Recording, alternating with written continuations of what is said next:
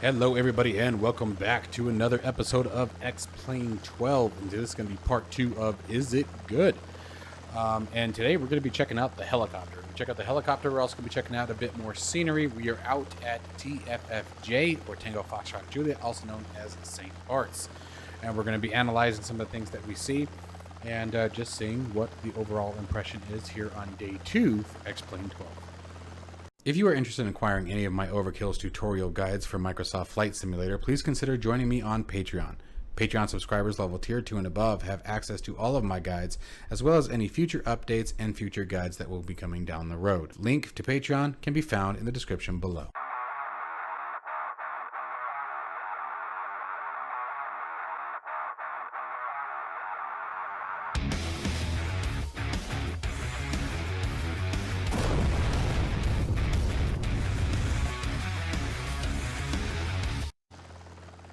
Okay, so quick disclaimer. You guys are going to hear these disclaimers probably just about in every video. However, this one is a bit different. Please don't skip ahead so that way you know exactly where I'm coming from.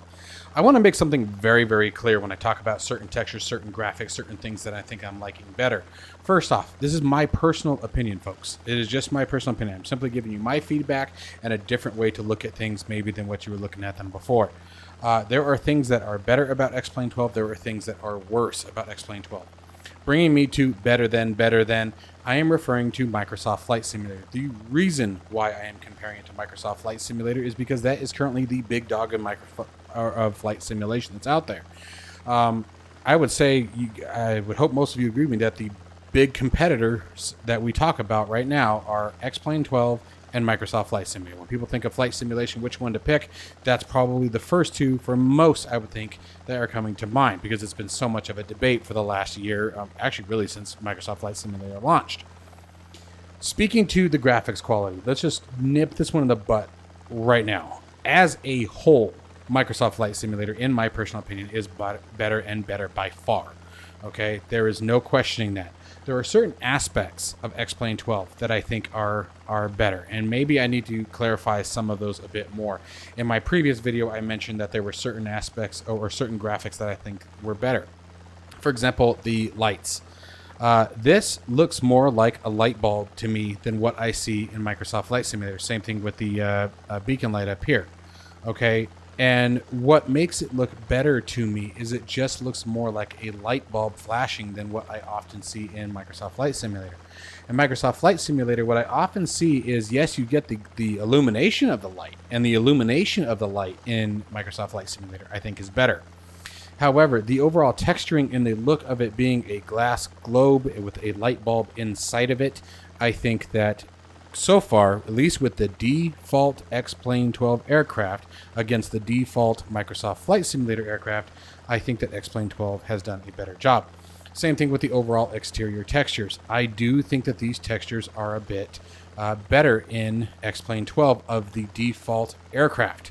And there are certain details that we'll talk about where we're flying, where other areas where I think that X-Plane 12 has the potential to come out on top.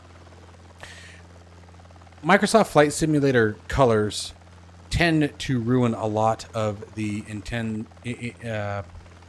incredible graphics that are generated. And what I mean by that is many of the colors in Microsoft Flight Simulator, in my personal opinion, are very saturated, and they're oversaturated. And so what happens when you oversaturate them with color is you take that realistic look to it and you pull it out a little bit, and it becomes a little bit on the cartoony side.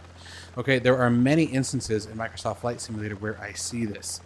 At the same token, to give some compare and contrast there, I think the buildings in X-Plane 12, for the most part, have that same problem. For example, yesterday when I was flying the Cessna 172 out at Tucson International, I loved the ground textures, the taxiways, the ramps, the runways. I thought those textures were really, really cool and really, really well done. At the same token, the buildings, they looked like they were sort of just stamped cookie cutter and had almost a pastel look to them, again, making them look cartoony and fake. Okay, so it's going to be a judgment of you, right? It's going to be your personal choice. My goal in these videos is to simply provide you guys with as much information as I can before you take the $60 nosedive into X-Plane 12 and find yourself either disappointed, or maybe you avoid it because you're already on one side of the fence and decide, you know what, after watching my videos, you know what, maybe I'll give it a shot, right? For a perfect example, one of the things that I think X-Plane 12 has excelled in, and I think that X-Plane has always excelled in my personal opinion, is I think the flight models are better. And what I mean by better is more challenging, and more challenging to a realistic standpoint, at least how I feel. You have to remember that I would say that just like most of us, I would say a great portion of the community are not real-world pilots. So the best information that we have is how does the aircraft feel? Landings in Microsoft Flight Simulator, I can land almost any aircraft with limited issue, right? Unless it's a tail dragger. We don't talk about tail draggers. But where yesterday, the Cessna 172 landing, it was extremely challenging. I was not ready for that. Coming to find out that one of the things that Laminar Research did was remove all of the assists. I believe if my understanding is correct, I don't even think it's an option anymore. You don't have any assists. You want to land an aircraft, you got to practice and learn how to do it while facing the different environmental effects of the aircraft. And so that's what we're going to be doing today. We're going to be playing around a little bit more. This time we're going to go in the helicopter. We're going to take a little spin. We got the R-22. This is a default helicopter, and we're going to see what it's all about while talking about the same things that we talked about yesterday, taking a look at some textures, the overall airport construction, the overall scenery development, as well as the experience of flying the helicopter in X-Plane 12. Okay, so enough of the disclaimer. That was 5 minutes. I hopefully you guys heard, but I wanted you guys to have an understanding where I'm coming from. And one last time, at the moment, my preference, yes, is absolutely still Microsoft Flight Simulator. I do want to keep that in mind. All right, let's get going. Okay, so now we are in the cockpit of the R-22. We're going to sort of compare this to the R-44 that we have that's available in Microsoft Flight Simulator for free. This is also one of the default aircraft. You don't have to have any kind of purchase other than the simulator in order to fly it. And as I said, we're out here at St. Bart's, which we'll be checking out. And we're going to be looking at a few different things. We're going to be talking about, obviously, the helicopter and the way it's flying, the overall flight model and characteristics. Now, keep in mind, once again, please always remember I am not a real helicopter pilot by any means. So, please keep that subjective. Okay, so let's go ahead and start our flight, and then we'll talk about what we experience. Okay, so, using that torque.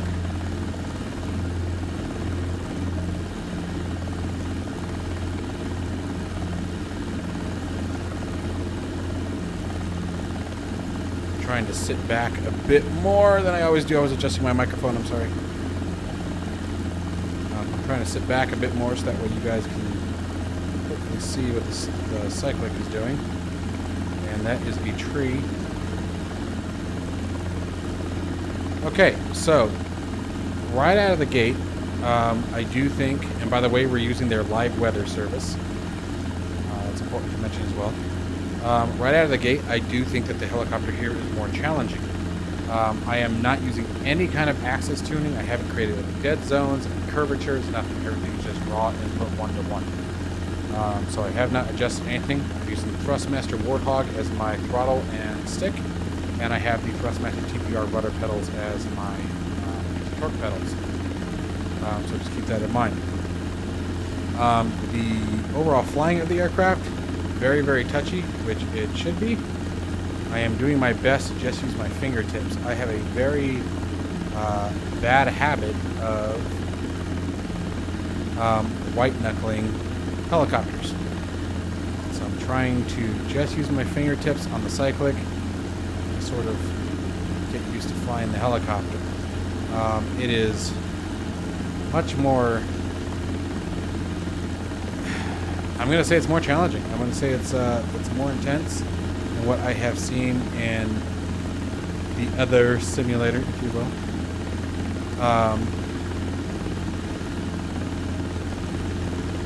Definitely requiring quite a bit more input from me as far as keeping the aircraft as stable as I know how to keep it. Again, not being a helicopter pilot and sort of winging it as I do. You guys know my philosophy here. It's not always the safest approach. Frame rates, something that somebody asked me to talk about last time, is smooth as glass. Absolutely just smooth. It's gorgeous. Now, with that being said, let's talk about a few things. My graphics settings are currently maxed on everything. If you're interested in my computer hardware, you can find it in the description of any of my videos. It is always there. The graphics card I know always comes up as a question is the RTX 3080. So let's talk about a few things here. As I said, the helicopter itself is more challenging. The overall textures and look of the aircraft, guys, I know there are many of you that agree with me, but I do think the cockpits, the interior and exterior of just the aircraft, I think looks better than Microsoft Flight Simulator. And the reason why I think they look better is because the colors are not so vibrant. The reflections aren't near as intense. Now, with that being said, is there a fine compromise between the two that should exist? Yes. And if Microsoft Flight Simulator, if we toned a few things down, could we make it blow this one away? Absolutely. Absolutely you could.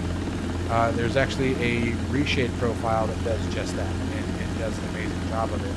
But I'm speaking just from the... I did not mean to do that. Hang on a second. Oh, in the seat. In the seat. There we go. Come on. Fighting with the camera gets annoying. That is a fact. The scenery, as far as the scenery goes, obviously this is wrong. That is not St. Bart's. That's... we are missing what makes it so challenging, which is that big old hill at the beginning of runway 10. So, but is it terrible? No. It looks nice, in my opinion. I like the colors better in X-Plane 12. I think that's what I wanted to say yesterday in my previous video, is I think the colors are more enjoyable. I think they're easier on the eyes. I think they look more natural.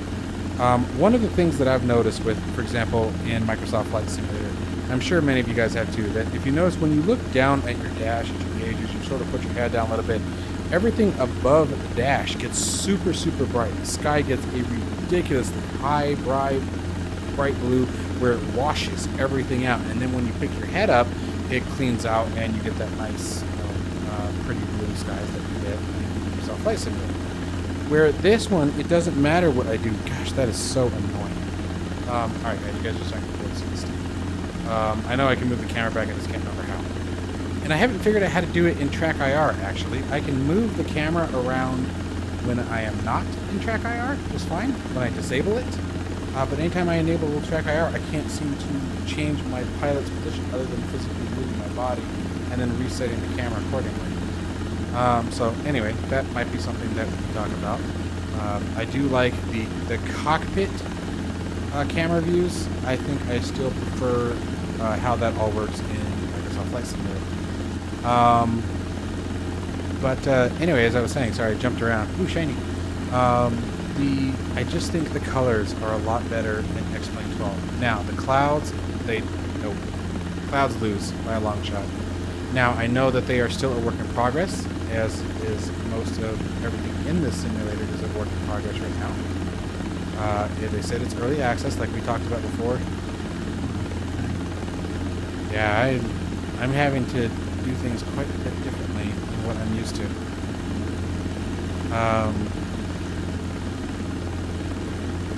But there are parts of the scenery and the coloring that I do enjoy better in X-Plane 12. The water, I haven't decided. I think both have very redeeming qualities, and both have things that could make it very awesome. Now, things like, for example, here, the roads. The roads just ruin it, destroy it. And this is where the add-on scenery comes into play, right? That X-Plane 12 has. Out of the box scenery construction, Microsoft Flight Simulator has it without even thinking about it. We all know it does. It decimates X-Plane. I think what it really comes down to, where I'm starting to develop an opinion, and I've been flying X-Plane 12 for most of the day, just sort of, on and off as I had free time and whatnot, sort of trying, get back into it and make some genuinely heartfelt decisions here.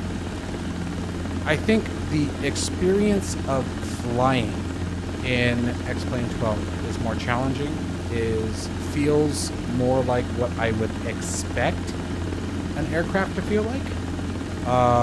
Like I said, limited experience. I've flown Cessna 172s, 182s, but the same token, that was probably 15 years ago.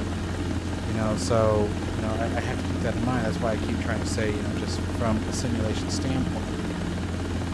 Obviously, I'm in love with the smoothness of X-Plane 12, and I get pretty smooth flights with Microsoft Flight Simulator, but it's definitely smoother than X-Plane 12. But, as I have said now multiple times,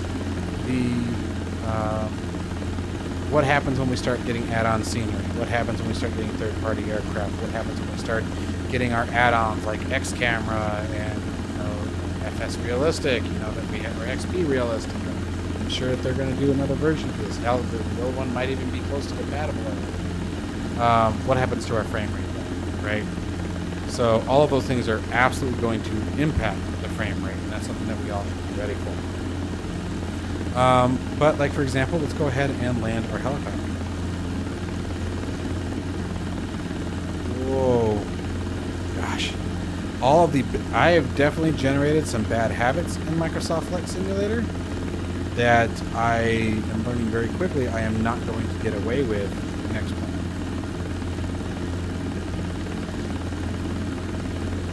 Now, I will tell you that the damage model in X-Plane is almost non-existent. I smacked a tree earlier and nothing happened. Like, I went through the damn thing. And nothing happened until I flipped the plane upside down. So, something to think about there, again.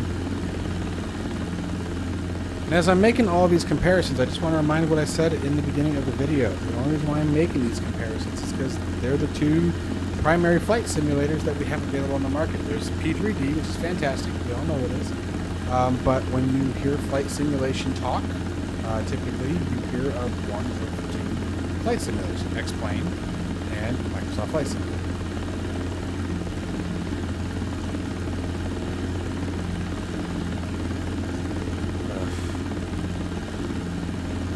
This is such a terrible approach on just about every level that I can screw this up. But see, I just caught myself doing it. I'm white knuckling the stick. I'm gripping way too hard, way too jerky with it. Come on. Come on. Yes, to all of you who went there, phrasing, I know.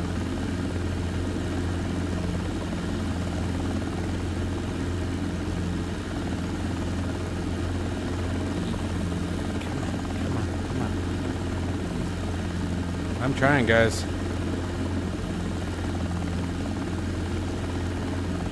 There we go. I'm getting there. Just trying to use my fingertips. I'm trying to use my fingertips.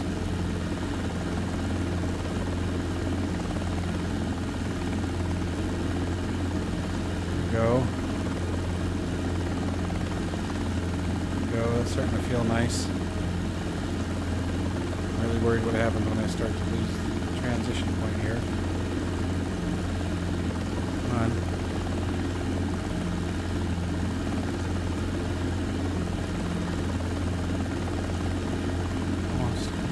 Almost.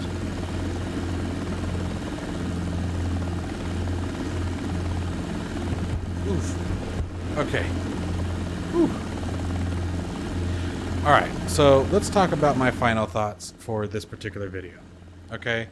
So for this particular video, and we're going to be doing some more, we're going to be deep diving into it, like I said, as the days go on. We're going to do some graphics settings, we're going to talk about control settings, we're going to talk about the benefits, the pros, and the cons to it. First off, I absolutely agree with what one of my commenters said on the previous video, who is an avid X-Plane flyer, that this is like X-Plane 11.2, right? Or 11.6, whatever you want to call it. I still think it is very clearly still built on the X-Plane 11 architecture.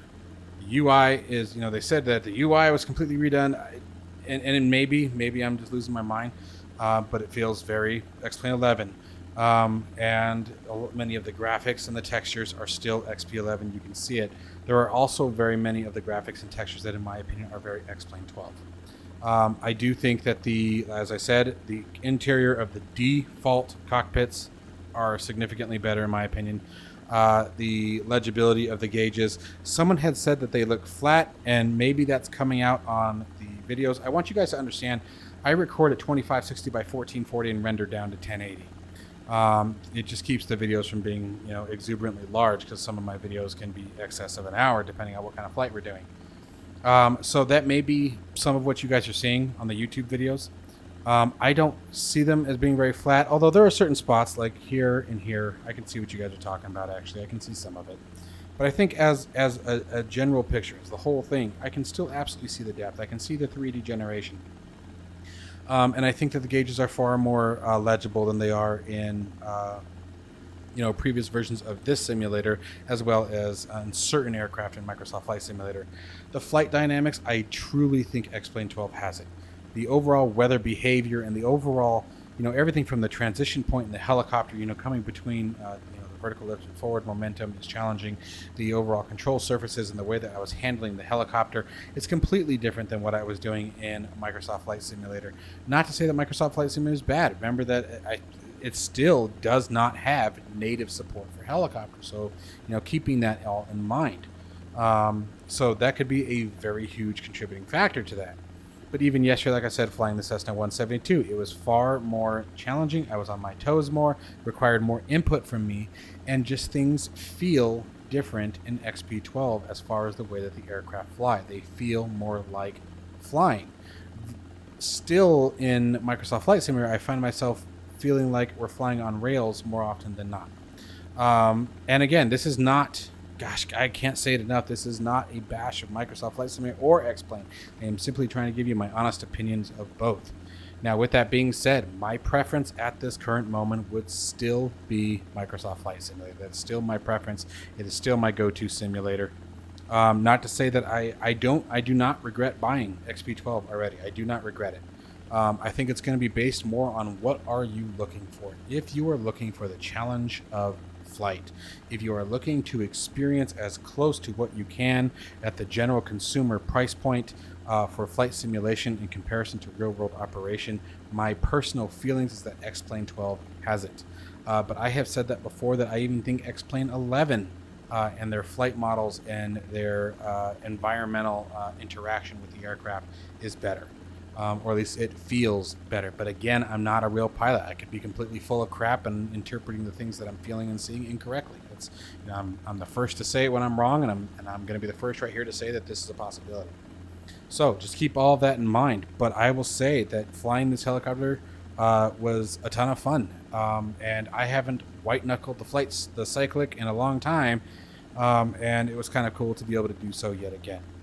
So as always, guys, I'm just here trying to provide as much information to you as I can so you can make the best decisions based on the information that we provide here.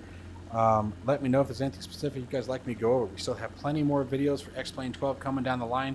Like I said, we're going to dive into many, many more things here. There's still many more things to start taking a look at. We already have add-ons and scenery starting to be developed. There's already some add-ons that are already backwards compatible, or I should say forwards compatible from X-Plane 11 moving forward. And maybe some of that is a bonus.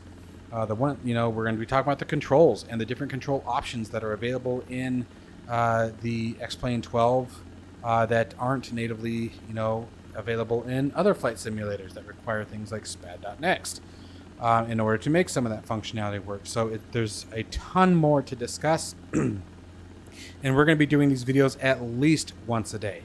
I'm really trying to get as many of these out as I start discovering and getting my general thoughts on certain aspects. So that way you guys can, effectively make a good purchase and feel comfortable making that purchase based on the information that I'm providing, or just decide to sit tight and stay where you are. So stay tuned, guys. I hope you guys are enjoying this series. I value all of your comments below. Thank you guys to all of you who are being so chill about it and giving genuine, positive criticism, or even negative criticism, but in a constructive and effective way. I think that's what's critical right now. We don't need to do any community bashing. Everybody has their opinions, and there's nothing wrong with that. And so thank you to all of you who have been really, really awesome, whether you are pro MSFS, pro X-Plane 12, anti X-Plane 11, whatever it may be. I don't know. But just keep it coming, guys, and keep sharing your thoughts, because I'm definitely taking them into consideration as well, and using those comments to better evaluate the simulator. for your benefit. As always, guys, stay safe and healthy. I'll see you in the next one.